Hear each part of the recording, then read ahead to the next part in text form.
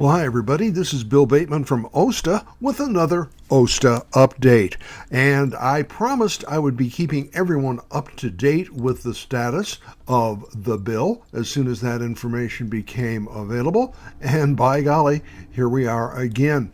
HB3054, as amended, passed out of the House Housing Committee on Monday afternoon on a straight party line vote. 7 Democrats gave yes votes, 5 Republicans gave no votes. It's important to notice that if only one Democrat had voted no, the result would have been a tie vote and the bill would have failed. That's how close these margins are. The Republicans on the committee did ask for a subsequent referral that if the bill does pass out of the full House to Ways and Means, that means the Republicans think the bill would have some negative impact on the state budget. Personally, I'm not quite sure what they're thinking. It could be just a procedural roadblock. What happens next? Well, the bill is going to be reprinted as 3054A and will go to the House floor. If you reached out, please send appropriate thank yous or what the heck's as appropriate. Let's thank the people who are supporting us, and let's politely remind those who are against us that we are watching and we want to see their logic. We'd like to get more information on why they're acting the way they are. So that's what's going on as far as HB 3054 at this hour. It's changing constantly. It will be time again to send out emails, to send out postcards, to do whatever you can to get your friends and neighbors involved and aware. Way too often these things happen in a very small microcosm. I've talked to people in my own neighborhood and they, what bill? Dummy, you live in a mobile home park. Come on, what do you mean, what bill?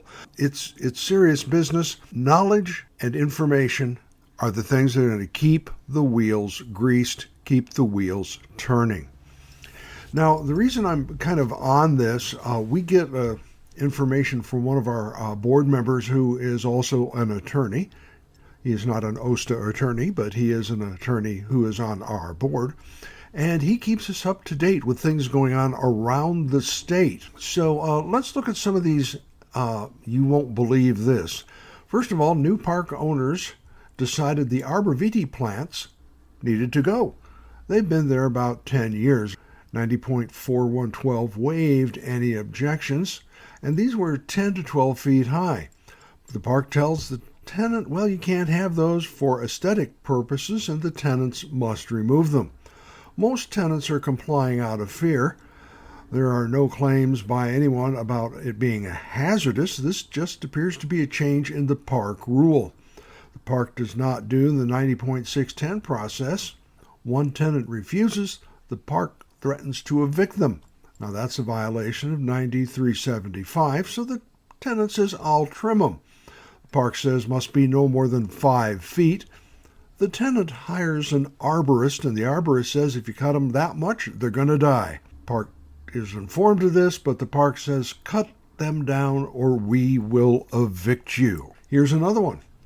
Park has poor to no storm drainage. In the past, a tenant whose lot got flooded complained, so the park gave him a sump pump.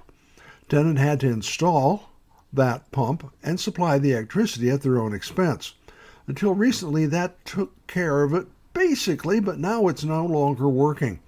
Other tenants are starting to have flooding issues too. Park refuses to do anything, saying it's not their problem. And number 3, tenant moves into the park. The park makes a bargain, signs a rental contract to rent a space in the park with a laundry facility. The tenant is paying the rental value for a park with these facility. The park unilaterally took out the laundry facility. That's a violation of 9262.2, as well as 9375 and 9610. The park refuses to discuss replacing or returning the washers and dryers. This is a unilateral change in the bargain, a breach and unlawful change in the rental contract. It's also a unilateral change in the park rules. These are just three reasons we're seeing increasing problems because of management in the parks. Some people are saying this is retaliation. Now, these are just three examples of some of the violations or egregious behavior you see around the state of Oregon by park management. Most of the time, they do them, they think, with impunity because people don't know the rules, don't know the law. That's why I quoted the section of the rental code, and there are some very strong sanctions. They're not expensive. They're not going to get fined $10,000, but it is possible to get free rent when they start getting way off the reservation. So these are just three of the more flagrant examples of problems that just seem to keep getting worse.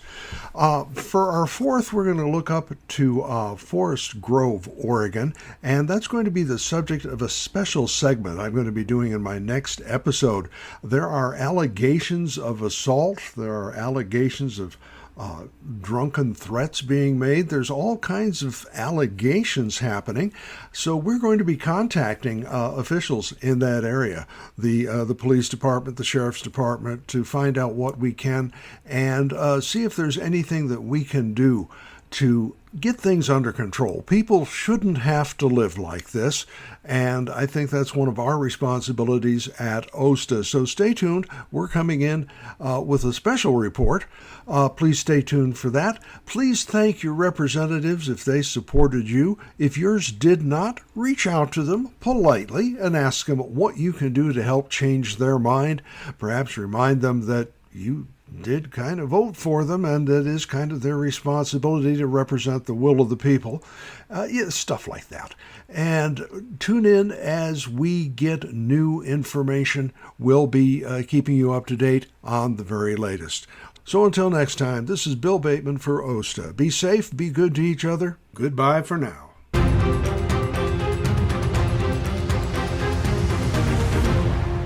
The preceding program was a presentation of Retired Guy Productions.